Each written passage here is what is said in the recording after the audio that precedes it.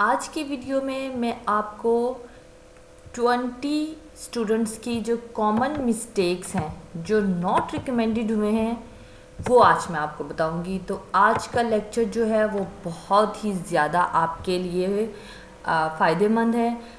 तो अस्सलाम वालेकुम स्टूडेंट्स, आपको मेरे चैनल पे हर किस्म की जो है वो initial academic ISSB verbal non verbal हर टाइप की आपको वीडियो मिल जाएगी जो ऑथेंटिक है। स्टूडेंट का शेयर्ड एक्सपीरियंस भी है मेरे चैनल पे वीडियोस में, आप वो भी सुने। आपको मुकम्मल तौर पे हर तरह की गाइडलाइन मिल जाएगी और ये सारी इन्फॉर्मेशन जो है वो ऑथेंटिक है। आज मैं आपको 147 लॉन्ग कोर्स के LC 147 के जो नॉट रिकमेंडेड स्टूडेंट है, नॉट रिकमेंडेड स्टूडेंट्स की मैं आपको क्या बताऊंगी, मैं उनकी आपको कॉमन मिस्टेक्स बताऊंगी कि जिसकी वजह से वो नॉट रिकमेंड हुए हैं। ठीक है, जब मैंने नॉट रिकमेंड वो हुए हैं, अब जब मैंने उनसे पूछा, उनसे बात की, तो 20 स्टूडेंट्स ऐसे थे जिनकी मिस्टेक्स कॉमन थी, सब ने वही मिस्टेक्स की हुई थी। तो मुझे लगा कि मुझे इसके ऊपर वीडियो बनानी चाहिए ताकि वो मिस्टेक्स आप ना कर सकें, वो आप ना करें और अपने आप को आप एक बेहतर तरीके से जो है वो उसकी 148 लॉन्ग कोर्स की आप प्रिपरेशन कर सकें और आप जो हैं वो उससे ज़्यादा से ज़्यादा जो है वो आपको फ़ायदा मिल सके। चलिए अब मैं आपको स्टेप बाय स्टेप मिस्टेक्स बताती हूँ और साथ में मैं आपको ये भी बताऊँगी कि उन मिस्टेक्स आप क्यों करते हैं, उसकी वजह क्या है और उन मिस्टेक्स को जो है वो हम ठीक किस तरह कर सकते हैं। अब जो है पहली मिस्टेक जो है, जो फर्स्ट मिस्टेक स्टूडेंट करते हैं, सबसे पहले आईएसएसबी में जिस दिन हम फर्स्ट डे जाते हैं वहाँ पे जब हमारी चेकिंग होती है, कोई आपकी वो जहाँ वहाँ पे जजमेंट नहीं है, कुछ भी नहीं है, सही है। उसके बाद आपका सामान चेक होता है, आपका सामान रखा जाता है, ठीक है, बस उसके बाद आपका वहाँ पे कोई भी किसी तरह का भी आप मैटर नहीं करता, आपने क्या पहना हुआ है उस टाइम, क्या नहीं, कुछ नहीं। हाँ, अगर आप कोई वहाँ पे बहुत बड़ा ब्लंडर मारते हैं, ब्लंडर मतलब आप किसी के साथ हाथापाई पे या बाल तक नोचने पे, मुक्कालात पे आ जाते हैं, वो बात एक सेपरेट बात फिर बन जाती है। आईएसएसबी में आपकी सिलेक्शन सिर्फ और सिर्फ आपके मेरिट, आपकी एक्टिविटीज़, जो आपको टास्क दिए जाएंगे, जो आप वहाँ पे लिख के साइकेट्रिस्ट के टेस्ट में आएंगे, वही काउंट होता है। आपका वहाँ पे रूम्स में बिहेवियर बिल्कुल चेक नहीं होता और वो वहाँ पे ये बात कहते भी हैं कि आपका की जो सिलेक्शन है वो आपके रूम में बिहेवियर या कैफे उसमें डिपेंड नहीं करती, बल्कि आपके यहाँ पे की गई कारकर्दगी पे डिपेंड करती है। ठीक है, आप वैसे अपनी मॉरल वैल्यूज़ दिखाएं, एक अच्छी तरह आप रूम में रहें, खाना खाते हुए रहें, ये चीज़ें जो हैं वो वहाँ पे बिल्कुल भी जो है इनका कोई मकसद नहीं है। ठीक है, जिसने भी आपको ये सारी बातें बताई हैं वो झूठ बताई हैं। मैं जो आपके साथ एक्सपीरियंस शेयर कर रही हूँ, क्योंकि मैं बच्चों को प्रिपरेशन करवाती हूँ और स्टूडेंट्स में से इन्फॉर्मेशन आके शेयर करते हैं, उनमें से कुछ वॉइस मैसेज मैंने अपनी वीडियोस में डाले भी हुए हैं, तो उनका जो शेयर्ड एक्सपीरियंस है वही मैं आपको बता रही हूँ। सही है, पहली बात ये है कि आपका किसी तरह का भी रूम का और जो आपका वहाँ पे मेस का एक्सपीरियंस, या आपका जैसे आपका दिल चाहते आप खाएं, बदतमीज़ी, कोई बड़ा पंगा ना करें, वो बिल्कुल भी और ये चीज़ें मैटर नहीं करती। आप चम्मच कैसे रख रहे हैं, आप वहाँ पे ग्लास कैसे रख रहे हैं, ये चीज़ें आपकी वहाँ पे कोई मैटर नहीं करती। ठीक है, पहली तो बात होगी आपकी ये वाली। दूसरी बात जो है वो आपकी फॉर्म फिलिंग में है। ठीक है, जब आप फॉर्म फिल करते हैं, आपकी जो फॉर्म फिलिंग है उसमें जब आप फॉर्म फिल करते हैं, सबसे पहले आपने ये करना है कि आपको जब वो फॉर्म फिल करवाते हैं वहाँ पे आपने अपनी आईडी की कॉपी, अपने वालिद की आईडी की कॉपी, अपनी वालदा की आईडी की कॉपी और उनकी आईडी की कॉपी पे आप उनकी टोटल एज, सही है, और उसके बाद आपके वालिदैन की टोटल एज अभी तक कितनी है, आपके भाई बहन की टोटल एज अभी तक कितनी है। ये सब चीज़ें जो हैं वो आपने 7 पेयर जो है, क्योंकि वो आपसे को कहते हैं कि एक जो है वो फ़ोटो कॉपी डॉक्यूमेंट्स भी आप अपने लेके आएँ, ठीक है। और उसमें आपने जो ISSB फॉर्म में जो लिखा होता है, ठीक है, वो आपको याद होना चाहिए। ये चीज़ें आपको याद होनी चाहिए। अगर आप एक पेज पे लिख के आप साथ में जब आप फॉर्म जो लेके जाते हैं, एक फ़ोटोकॉपी आप सेपरेट लेके जाते हैं, उसके साथ अपनी ISSB की आपकी को पता होना चाहिए, आपने सेपरेट लिखा होना चाहिए, आपको याद होना चाहिए कि वहाँ पे आपने अपनी हॉबीज़ क्या लिखी हैं, अपने इंटरेस्ट्स क्या लिखे हैं, उसके बाद आपने अपनी अचीवमेंट्स क्या लिखी हैं, उसके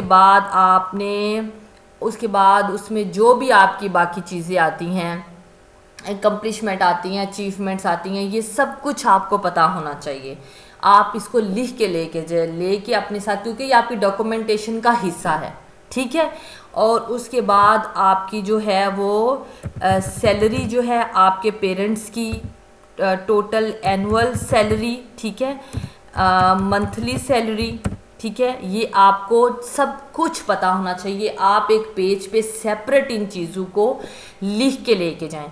सबसे कॉमन मिस्टेक्स यही करते हैं, 20 स्टूडेंट्स में यही कॉमन मिस्टेक थी कि उन्होंने मंथली एनुअल सैलरी उनको भूली हुई थी, कि उन्होंने ISSB फॉर्म पे मंथली और एनुअल सैलरीज क्या लिखी हुई हैं, ये चीज़ें उन्हें भूली हुई थी, ठीक है। उनके एड्रेस जो है वही मैच नहीं कर रहे थे, और उसके बाद वो वहाँ पे एज जो है वो निकालते अपने वालिदैन की एज, यानी वो उन्हें याद ही नहीं था कि उनकी डेट ऑफ बर्थ क्या है, ठीक है।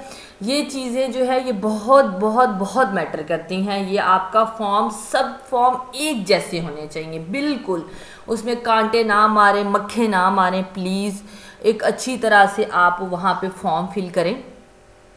ये हो गया।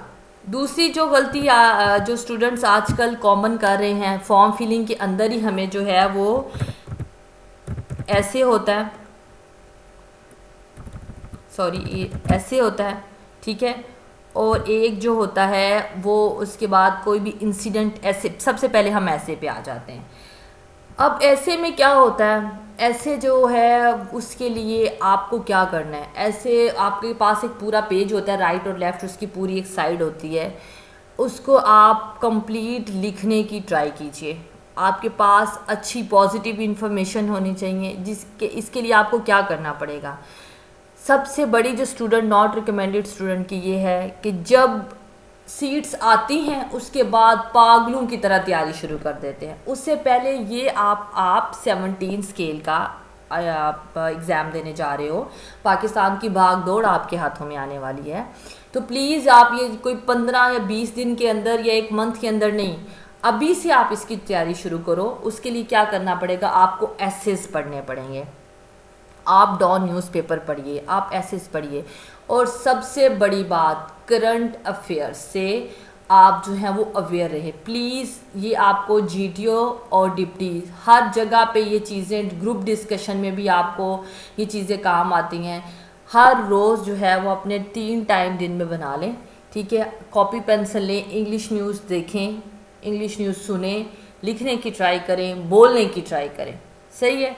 ऐसे जो है वो बहुत ज़्यादा आपका इम्पोर्टेंट है। आपकी स्पेलिंग मिस्टेक्स नहीं होनी चाहिए ऐसे में, आपके पास ऑथेंटिक इन्फॉर्मेशन होनी चाहिए, एक अच्छी लॉजिकल प्रैक्टिकल। आप उस ऐसे में ये नहीं कर सकते कि आप बुक से, आपकी अपने व्यूज़ उसमें बाहर आने चाहिए, आपकी ऑब्जर्वेशन उसमें बाहर आनी चाहिए, जो आपने चीज़ें ऑब्ज़र्व की हों। अगर कुछ भी नहीं चल रहा वहाँ पे, तो फिर ये आखिरी हद है कि वहाँ पे फिर आप अपना रटाई लिख लें। अगर आपको पाकिस्तान के कल्चर पे कुछ आ रहा है तो आपको पूरे पाकिस्तान के कल्चर का पता होना चाहिए। We are a great nation है तो उसका पूरा पता होना चाहिए। पाकिस्तान और इसराइल के रिलेशंस क्या हैं आपको अपनी वर्ल्डिंग में पता होना चाहिए। कुछ पढ़ें, बुक्स पढ़ें, आर्टिकल्स पढ़ें। पाकिस्तान और चाइना के क्या रिलेशंस हैं, पाकिस्तान के अफ़गानिस्तान के साथ क्या रिलेशन है, इंडिया और चाइना का मसला क्या चल रहा है। उसके बाद अगर आप दूसरी पे चले जाएँ तो इंसान अपनी सोहबत से पहचान, a man is known by his companies keep. उसके बाद जो है अब books are good good friends, तलवार ज़्यादा ताकतवर है या कलम ज़्यादा ताकतवर है, ठीक है। ये चीज़ें ऐसी हैं कि आपको तकरीबन कम से कम 20 से 25 एसेस जो हैं वो तो आपको ज़रूर आने चाहिए। आप एफएससी करके जा रहे हो, एफए करके जा रहे हो, जाहिर है आप वहाँ पे इंग्लिश में एसेस तो आपने बहुत ज़्यादा तैयार किए होंगे, ठीक है। उन्हीं को why I love Pakistan, why I love my country, इस तरह के आपको कोटेशंस याद करें प्लीज़। आप कोई 10-12 जो हैं वो कोई जो ग्रेट लीडर्स हैं, ज़रूरी नहीं कि वो मुस्लिम लीडर्स ही हों, ग्रेट अलेक्जेंडर ले लें, टीपू सुल्तान ले लें, नेल्सन मंडेला ले लें, ठीक है।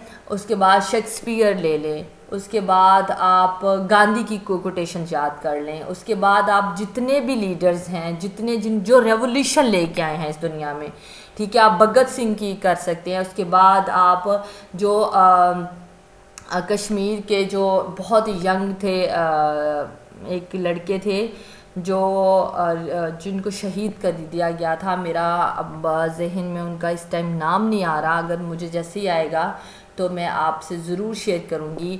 फ्रीडम फाइटर्स जो हैं, जो बाअसूल लोग हैं, उनकी लामा इकबाल के एक शेर याद कीजिए, कायद आज़म की कोटेशन एजुकेशन के बारे में, वो वुमेन की एजुकेशन के बारे में, इन सब के बारे में आपको कोटेशन एसेज में कोटेशन डालें, ठीक है, ये चीज़ें लिखें। कमज़ोर वीक ऐसे जो है वो भी आपकी जो है वो नॉट रिकमेंड, वीक ऐसे जो है वो आपका नॉट रिकमेंडेशन में बहुत बड़ा रोल अदा कर सकता है, ठीक है। उसके बाद तीसरा जो है वो है आपका जो वो वहाँ पे कोई भी आपका कोई इंसिडेंट देते हैं कि आपका कोई भी ओकेजन या इंसिडेंट आ जाता है, ठीक है। अब उसमें क्या होता है कि उसमें आपको कहते हैं अपनी लाइफ का सबसे बड़ा फेलियर बताएं, अपना ड्रीम बताएं, ठीक है। तो प्लीज़ ये ना इस तरह के ड्रीम ना लिखेंगे जिसमें आप वहमी साबित हो रहे हो, सही है। आप आपने जो कंप्लीशमेंट्स लिखी हैं अपने ड्रीम में वो लिखें। अपना फेलियर भी कोई ऐसा लिखें कि जो एक अच्छा मुस्बत फेलियर हो, कि मैं दौड़ में या किसी अचीवमेंट कर रहा था, मुझे मेरी ज़िंदगी में वही अचीवमेंट सब कुछ थी, उसमें मैं हार गया और फिर मैंने पूरी एफर्ट की, मेरे लिए वो लाइफ का टर्निंग पॉइंट था ये। या आप कोई एग्ज़ाम पास करना चाहते थे, आपका वो एग्ज़ाम नहीं पास हो सकता, शायद एफएससी तक आपका क्या ड्रीम हो सकता है। अगर आप नॉट रिकमेंडेड हो चुके हैं और दूसरी दफ़ा जा रहे हैं तो आपका सबसे बड़ा फेलियर यही हो सकता है एफएससी तक कि जी मैं नॉट रिकमेंडेड हो गया था, तो मैंने बहुत ज़्यादा मेरे दिल में इस चीज़ का था, लेकिन मैंने मेहनत किया और अब मैं IASSB में हूँ, सही है। या उसके अलावा आप ये कर सकते हैं कि मैं जो है वो कोई एक्टिविटी करना चाहता था, उसमें मैं रह गया हूँ। वहम गुमान वाले ख्वाब मत लिखें, या जिसमें आप एक वहमी और एक मुस्तरिब सी पर्सनैलिटी जो हैं, और अगर ख्वाब लिखने हैं तो उसमें अपने ख्वाबों में अपनी लीडरशिप क्वालिटी कि मैंने देखा है कि मैं फ़ौज का सिपा सलार हूँ, हम ग़ज़वा हिंद में जा रहे हैं, ये कर रहे हैं। या फिर अगर आपको क्रिकेट बहुत पसंद है तो सारे जो ग्रेट प्लेयर्स हैं, स्टेट कोहली को ले लें, शाहिद अफरीदी को ले लें, और उसके बाद क्रिस गेल को ले लें, आप कहें कि इन सब की टीम है और मैं उस टीम को लीड कर रहा हूँ, सही है ना। इस तरह के पावरफुल से ख्वाब लिखें। अगर आपको ड्रीम भी आता है, एक्टिविटीज़, तो ये भी जो चीज़ है ना, अपने आप को वहमी और खपती टाइप का अपने आप को प्लीज़ वहाँ पे मत पेश करें, सही है। साइकोलॉजिकल टेस्ट में दूसरी जो सबसे बड़ी चीज़ है वो है पुअर जो है वो वर्ड है। सबसे पहले प्लीज़ एक वर्ड एसोसिएशन जो होता है, आप जुमले बामकसद लिखें, बामायने लिखें, ठीक है। जैसे अगर आपके पास हो जाए आजकल, ठीक है, आप ये लिखें आजकल कोरोना के केसेस फिर से दोबारा बढ़ रहे हैं, ठीक है।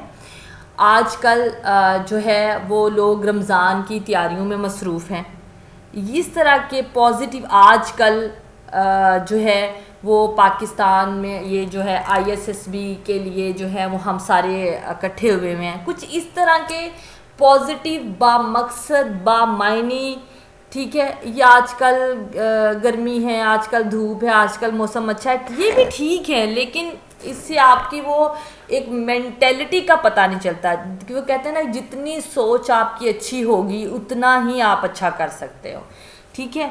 उसके बाद जो है इसी में आपका ये भी आ जाता है कि आपका जो है वो स्टोरी को आप जो है पिक्चर स्टोरी जो है उसमें आप एक बामायनी, एक अच्छी, एक मुस्बत चीज़ को, अगर आपको कोई कत्ल है उसको जो है उसमें भी आपको जो स्टोरीज़ हैं, इस पे मैं पूरी मेरी 2 वीडियोज़ हैं, इसमें आप एक रोते, इसमें अगर कोई कहाँ कोई कत्ल होता हो तो आप उसको जंग बना दें, पाकिस्तान इंडिया की जंग बना दें, कोई प्ले बना दें कि आप अपने आप को किस तरह से बचा सकते हैं, कुछ इस तरह करके आप अपने आप को रिप्रेजेंट कर दें।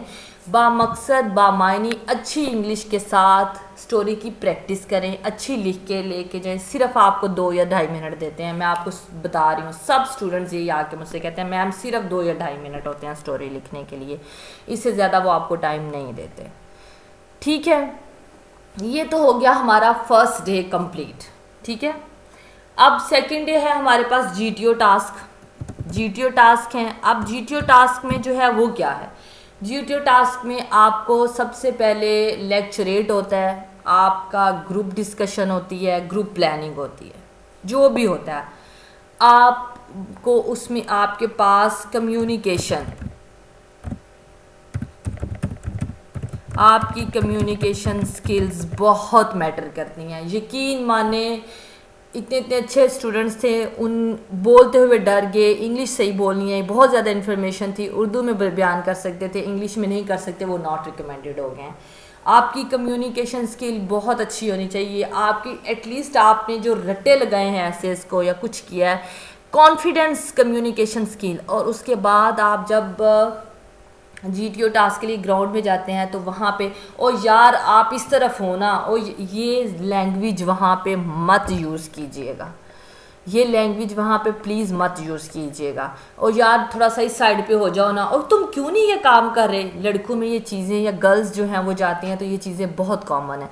आप बॉयज़ हैं तो आप उन्हें के जेंटलमैन इस तरह करके काम करें या ऐसे करके काम कीजिए, इस तरह करके आप उन्हें बताएं। ठीक है, या लेडीज़ हैं तो आप उन्हें आईडी नंबर से कह सकते हैं, या माय फ्रेंड कह सकते हैं, कुछ भी कह सकते हैं, इस तरह का कोई डिसेंट यार यूर करके प्लीज़ वहाँ पे मत बोलिएगा। और ट्राई कीजिए कि आप इंग्लिश में वहाँ पे अपनी जो इंस्ट्रक्शन है, ट्राई नहीं बल्कि 100% आप घर में प्रैक्टिस कीजिए इंग्लिश में जो है वो अपनी कम्युनिकेशन।